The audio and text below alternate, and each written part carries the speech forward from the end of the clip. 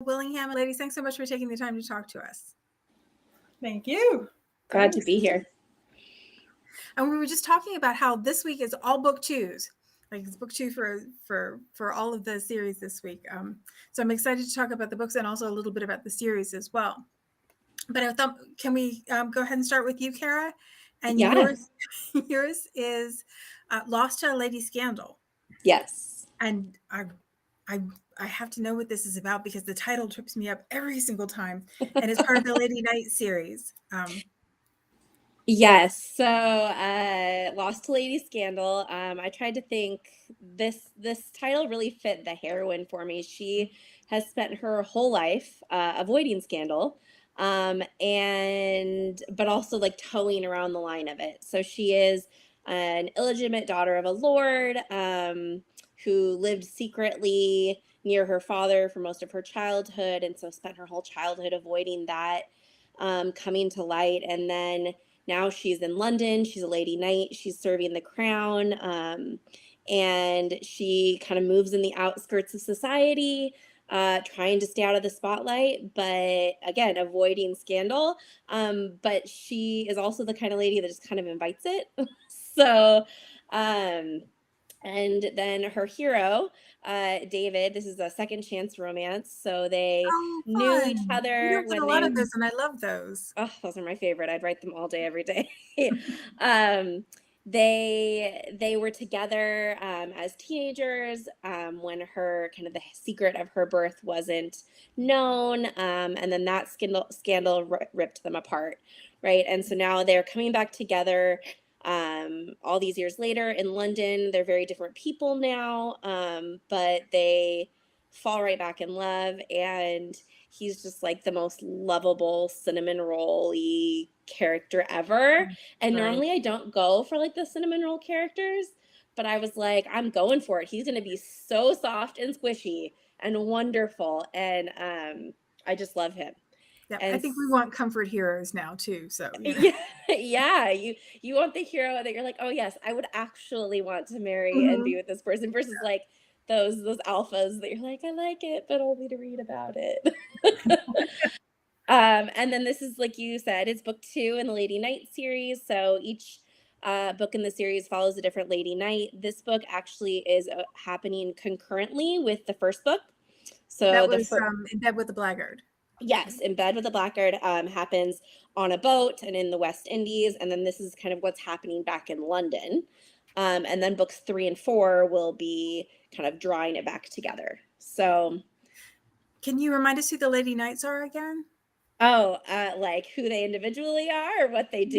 The setup, the organization, like how do you get to be a Lady Knight? Yeah, so the Lady Knights are a group of basically spies that were commissioned by Queen Charlotte, with the idea being that ladies can move in different circles than men. You know, they hear what's said in the retiring rooms. They sip tea and collect gossip that everyone else thinks is meaningless, but that really saves Queen and country over and over again.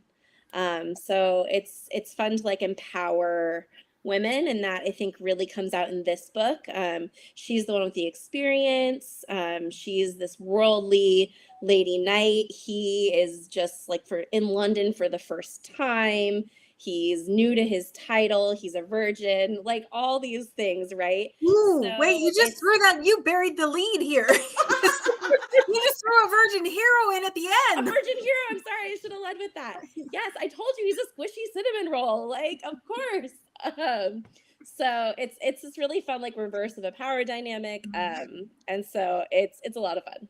Yeah, that is fun. The idea of her being the one with, kind of a secret agency, and him being the one that's not experienced at all. Nifty. Yeah, I think at one point she even tells him like, you would make a terrible spy. Like you would not be good at this. Well, it sounds like so much fun. How many more Lady Knights do we get in the series? 2 more. Yep, I'm at work on the last one right now. Oh, fun. Yeah. Well, that sounds great, and I love a comfort hero, and I love a virgin hero or a virgin heroine too, because I always think that that's so much fun. That like that romanticized version of you're the only one. kind of thing is very appealing. Well, Awesome. and when you have like this second chance romance, right? Like she's the only one, and she's the only one who's ever wanted, right? Since they were teenagers. So I think that's also like this really romantic bit. Incredibly loaded. So Mm-hmm. lovely. Well, I'm really looking forward to that one.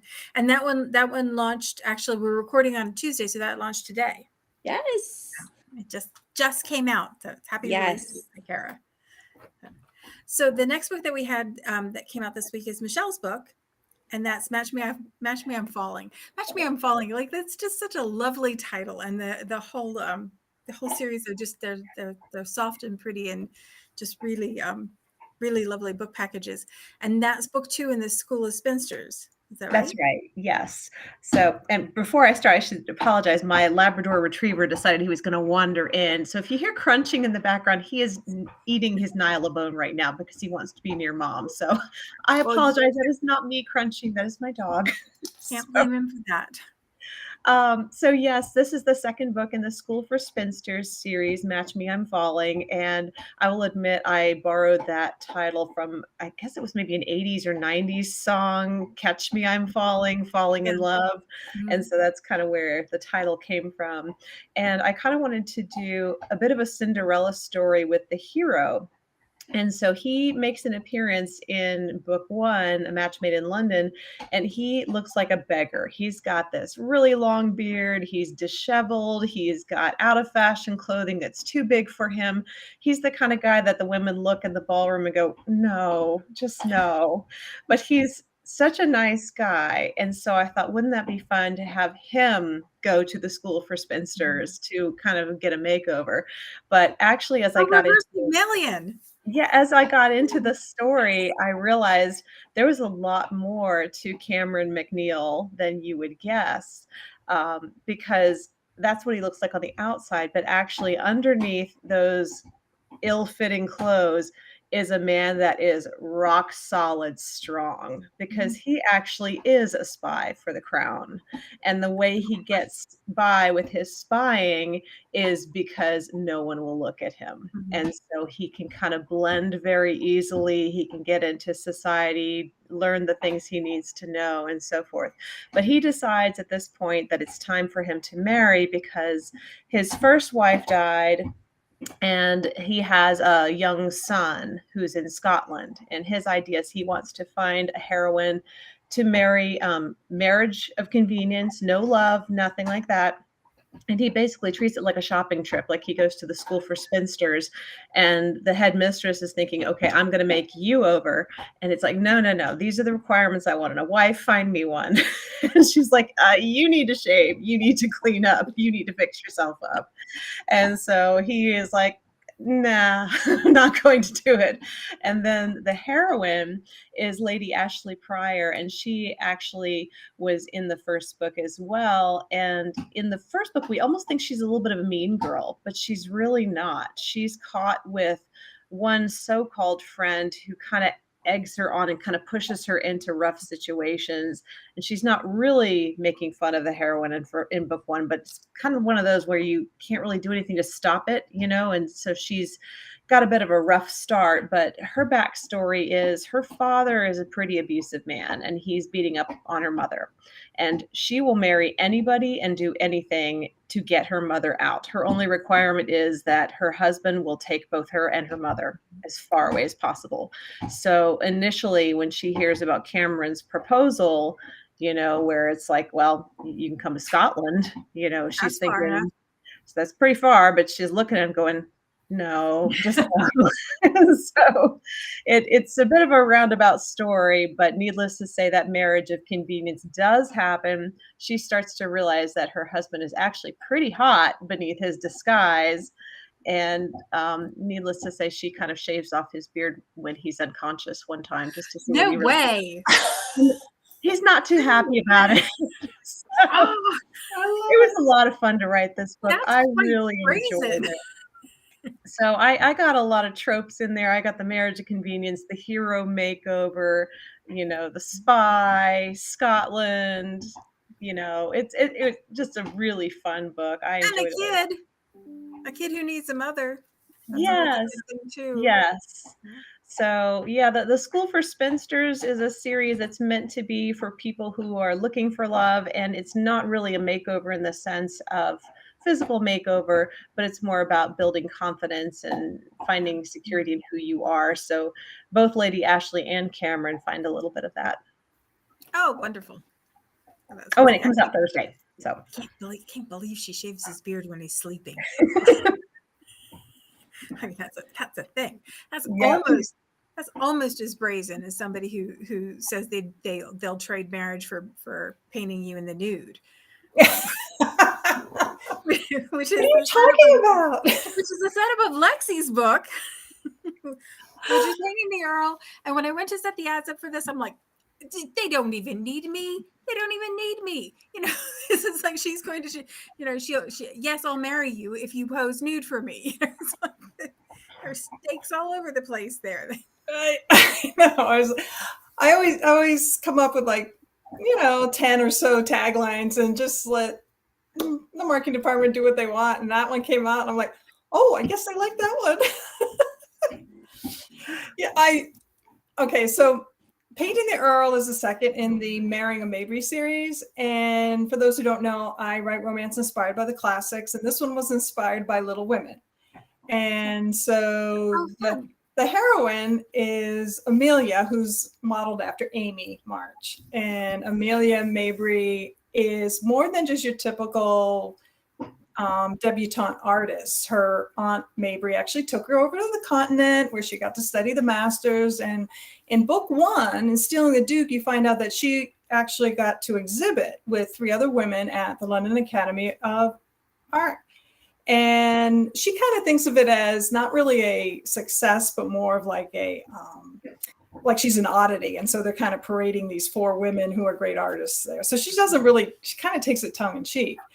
But Aunt Mabry had promised her estate and then ended up giving it to her sister Joanna. So now she's in a bind in that she can't just slowly get to the pinnacle of her art. She needs to do it before she marries. And while at the art exhibit, she heard 2 gentlemen talking about one of her paintings. And one of them said, well, the artist has obviously never seen a nude man. So she's trying to figure out what's wrong with her painting, that she got it so wrong. And so when this proposal comes from this gentleman, in her mind, she calls the Golden Adonis, and has avoided most of the season because she wants to paint him so bad, he springs a proposal on her. Like, they've talked twice. And so she's taken aback, and she just comes up with this counter proposal. Okay, you pose a nude for me. We pretend we barely know each other. No one knows about the betrothal. And when the painting's done, I'll marry you if you still want me to. She's trying to like not commit too much. So they have to She just wants to see what she hasn't seen. Well, the thing is, this is what's really fun about Amelia. She sees everything as art. She's seen the statue of David. She's seen all the nude statues and the paintings. And so she doesn't look at the human form like everybody else does. She's not shocked by it. Her sister gave her the book from the first story, which is got a false cover. It's called The Illustrated Pleasures of Seduction. And she simply uses that book for the male sketches to try to figure out how to fix her mate. She's not looking at it in a sexual manner. And so it's not until he starts posing for her, and it's not nude at first, it starts, different ways. And she's moving him. She's like, no. And he's the worst model. I mean, he is, you talk about a cinnamon muffin. I mean, this is such a sweetheart, but he's always like pulling her chain. So he's supposed to stay still and not talk. And he's constantly moving around until she's finally like, okay, what do I need to do to get you to just be still and quiet? And he always is asking for something. Well, she catches on. And so it's a story that's a lot of fun.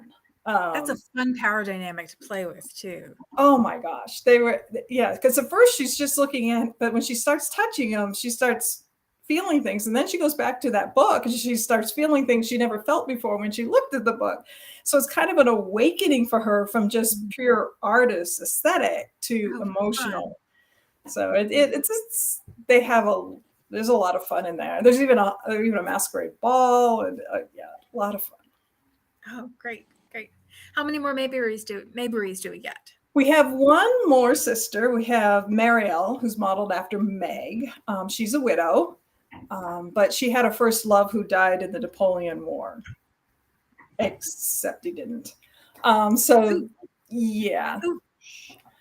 So, yeah, that one's going to be interesting. And then what I'd like to do, I'm still working out in my head, is Joanna, the first sister, set up Belinda's School for Curious Ladies. And so I'd like to do like a spin-off series with those ladies. And for those who don't know, Joanna is all about having peer women of the aristocracy learn the same as what men do in Oxford and Cambridge. And so her ladies are on a more intelligent bent. So we'll see where that goes. That's how she ended up with the book in the first place, isn't it? Yeah, she was stealing the book. Well, actually, she was stealing the book because the Duke was so arrogant. She didn't think he'd read any of his books in his library. And he was collecting it because it was one of those false cover books, which really did exist in the Regency. It was a little bit of a surprise for her. Yes.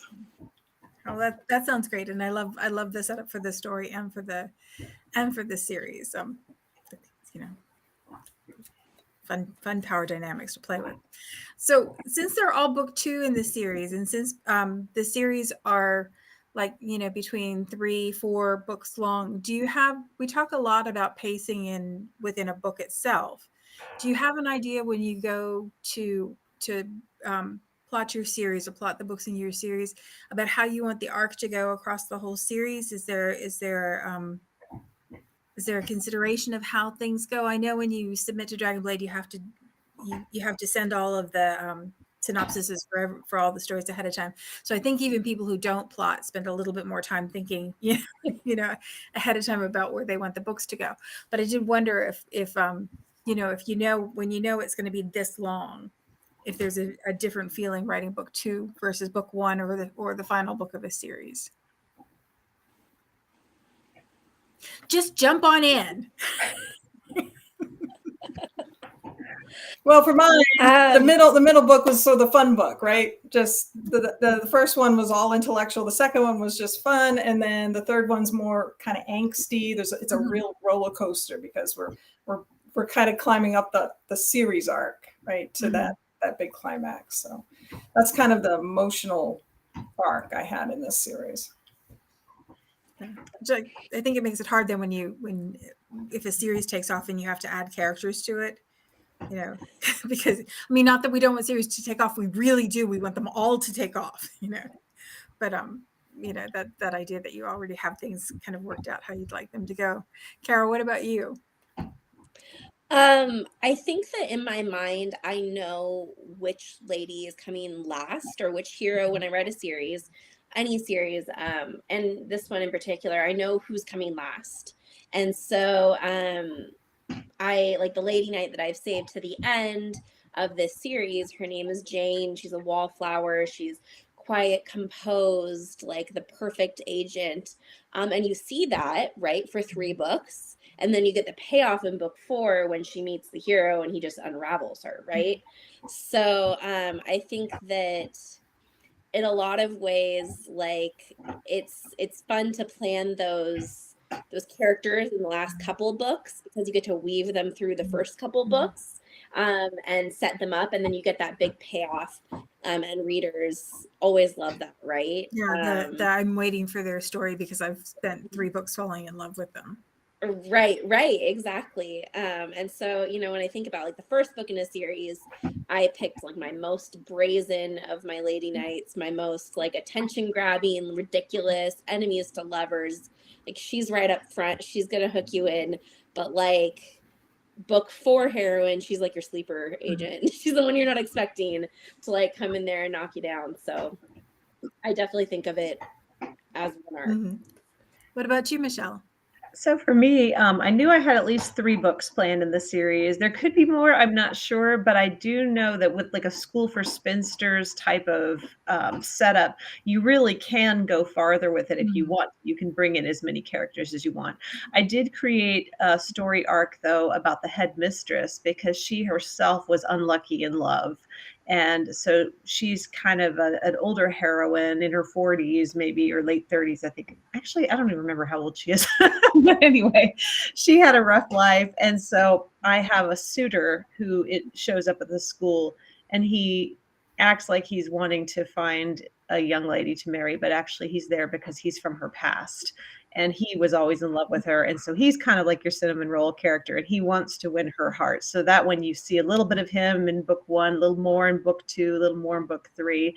I haven't tied it up all the way yet because, as I say, I'm not sure if I'll give them their own book or whether they would be wrapped up within another story. So I'm kind of waiting to see on that one. But I did find it funny. There was one reader who read a review that she was mad that one of the mean girls in book 1 did not get her comeuppance. So I'm like, there's 2 more books. Hang in there. So, You can't solve everything in the first book, or there's no reason. She's so mad. She's like, I wanted her to get it. Okay. Well, and sometimes your secondary characters like don't behave. Like there was no plan to have, you're not writing these books thinking, oh, this person could get their own book, this person get their own book. But then you're writing it and you're like, oh, this person could definitely have their own book. And then your head is spinning like 12 different ways, and you have to go back to the characters you're actually supposed to be writing about. And then so I think that happens to all of us. Sometimes you have a character who you're wondering, well, why is she that bad? Is there some backstory there? Could I make her good? Could she be redeemed? Maybe she's book 4 or 5. I don't know. And I don't like to make that decision just yet. I like to leave it open to possibility, although she's pretty bad. I don't know if there's any redemption for her. She's a pretty mean girl. Sometimes it's fun to have somebody who's just mean and you can just not like them ever. Love to hate them. Yes. I've been thinking kind of a lot about the kind of romance icons because of Julie Garwood's passing. But Susan Elizabeth Phillips did that with I think it was Sugar Baby, where the heroine of that book is she just was a bad person. She was a bad person and she did some bad things. And by the time you get into the story, you're really rooting for her. You understand why she did what she did, but you're also really rooting for her. So I think that there's something really compelling about kind of turning that on its end. I saw you all made the face when I said about Julie. Do you all have and she was such an icon. Do you all have authors that helped kind of pull you into the genre?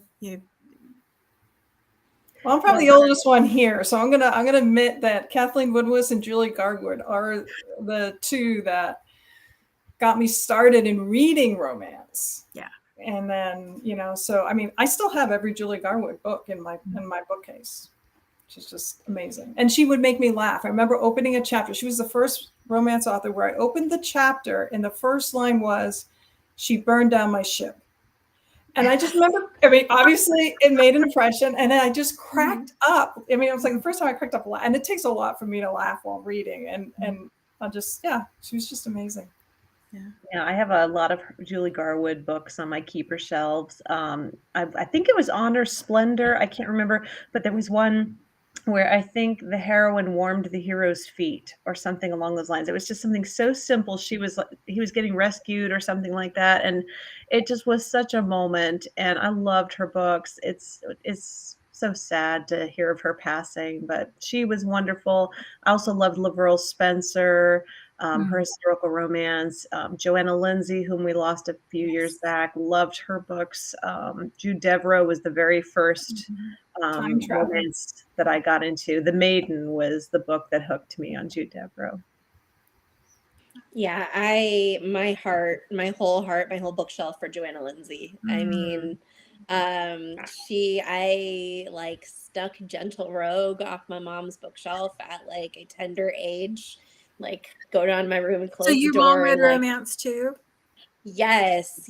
I mean, it's probably still, no, I think I stole that one, but like she still got like half that series up on her shelf. So, yeah, take them right from my mom. And, I just love, like, nothing hits for me quite the same as like a Fabio step back from Joanna Lindsay, like, because he's the hero in every single in every single one. Because that makes sense.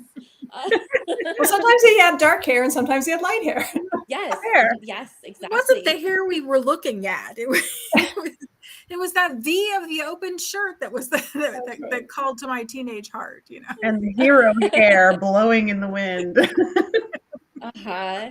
And then Judith McNaught, yes. Once and Always. I Mhm. must have I wore out my copy of that book until the cover was falling off. Just such good classics. Oh, wonderful books. So it's interesting that your mother and my mother didn't, and so I came to Harlequins as the the dime store or the dime novel Harlequins at the library in the box when you went to walk out the door. Did the rest of you have family members that read romance? Did you come to it that way, or did you find it on your own?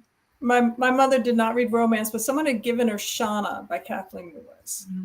And it was sitting on her dresser in her bedroom. I asked her if I could read it. I don't think she ever read it. And so probably not if she said yes. Yeah. So, I think I was 14. Yeah, I was a teenager. So yeah, I picked it up and read it and reread it and reread it. And then I started buying romance. I would work whatever job I needed to so I could buy more books. Yeah.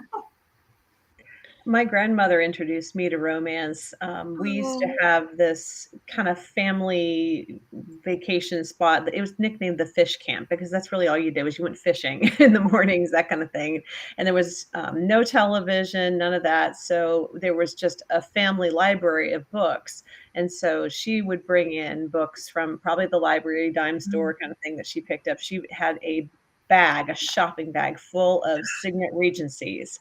And I just ate them up. I read them all, loved them. And my mother did read romance as well, but not as much as my grandmother did.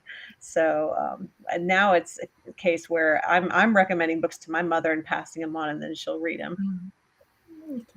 Yeah, my mom still reads romance, and she told me once, because she's read my books, and she said, I was reading my Kindle on the plane, and I had to close it because that was getting very steamy to be reading next to another person. And I was like, this is all your fault, Mom. Love it. Love it. My mom doesn't read she's read one of my books. Because once it gets steamy, she stops. So I stopped giving them to her. And then there was one I gave her, and she read the whole book. And afterwards, she said, "That was good." She was totally surprised, shocked. Oh. Thanks, Mom. Yeah. But my sister's my beta reader. She's good. She's like, "Oh, that's not working. No, she would never do that. You got to change this." And yeah. Oh. Fun. Oh, it's my great sister and I get to share that love. Yeah, that's great. That's great. My daughter is one of those mysterious beings who does not like to read, and it makes me so sad. It's like I've got this shelf full of books, and she's never read any of my books. So it's like, oh, well, maybe one day. Who knows? Well, my daughter starts kindergarten next year, and she knows Mommy is an author, and I live in fear of when she tells her kindergarten class or her teacher what's on the cover of Mommy's book. Because some of my clinches are a little steamy. All good. I do have a funny story, if you don't mind my telling it real quick while we're talking about daughters.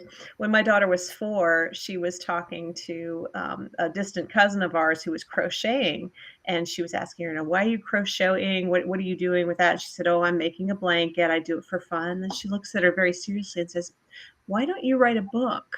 That's what my mommy does when she has spare time. Because to her, it was normal to have a parent who would write books. Yeah. That's cute. My stepson, who's now got a baby of his own, he buys all of my books. He read 1 or 2, and then he started getting nervous that the heroes were modeled after his father. So he stopped reading them because he said, I don't want to know. But he buys every single one, and they have a bookshelf on their bookcase with all my books. Oh my goodness. You don't think about At least, does your husband tell people, or your partner tell people that they're about him? That's my husband's favorite line. Yes. They're inspired by me. No. My husband has a T-shirt that says, I inspired your book boyfriend. I'm the author's husband. That's amazing. He wears it to reader That's conferences. amazing. Yeah, he loves it. That's perfect. That's Yeah. perfect. Well, ladies, it has been a delight talking to you. I'm glad we had a chance to talk about favorite books at the end, and I'm going to put the links to the books that are out this week in the comments so that you can get them and they can become your favorite books as well. So I really, really appreciate you taking the time to talk to us. This was just a delight. Thank Thank you. you. Thank you so Thanks so much. much.